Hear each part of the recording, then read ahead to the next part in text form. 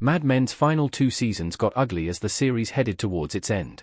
The multiple Emmy award-winning series aired for 7 seasons on AMC, depicting the rise and fall of Madison Avenue advertising agency Sterling Cooper in its evolving incarnations. Mad Men's 7 seasons spanned from March 1960 to November 1970. Mad Men centered on Donald Draper, John Hamm, the creative director of Sterling Cooper, who epitomized the suit-wearing, cigarette-smoking cool and elegance of the era.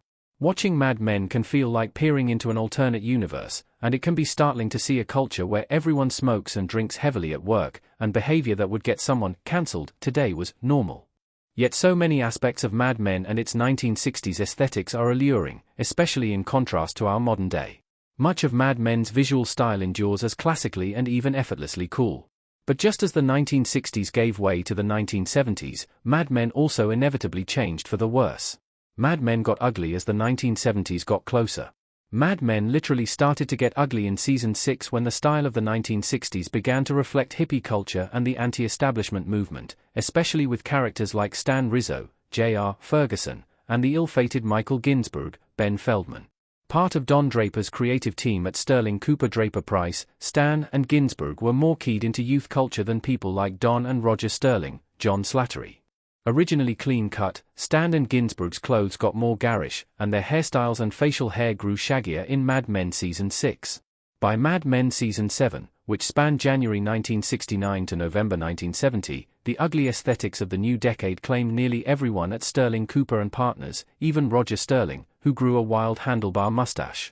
Hairstyles grew out of control, or receded in Pete Campbell's, Vincent Kartheiser, case, and loud fashions replaced the elegance of the 60s. The lone holdout against the aesthetics of the 1970s was Don Draper, who maintained his signature look throughout Mad Men. Don's style only slightly changed, from the size of his ties to subtly fuller hair, but Draper thankfully held on to his classic appearance that always worked for him while everyone else embraced their inner hippie. The sad end of Sterling Cooper was also ugly. The advent of the 1970s in Mad Men Season 6 and 7 also led to the sad, slow demise of Sterling Cooper.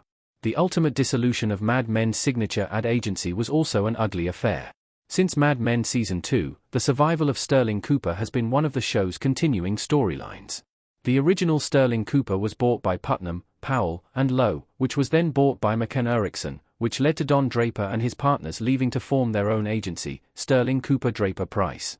Although they had their share of successes, Sterling Cooper Draper Price struggled to gain bigger clients and hold on to their existing ones. SCDP merged with Cutler Glisson and Chower to become Sterling Cooper and Partners in Mad Men Season 6, but this marriage never worked. Roger Sterling's Hail Mary plan to sell Sterling Cooper and Partners to McCann Erickson, but maintain their firm's autonomy, ultimately failed when the parent company fully absorbed and dissolved SCP. Don Draper avoided working for McCann for 10 years, but he was swallowed by the whale anyway.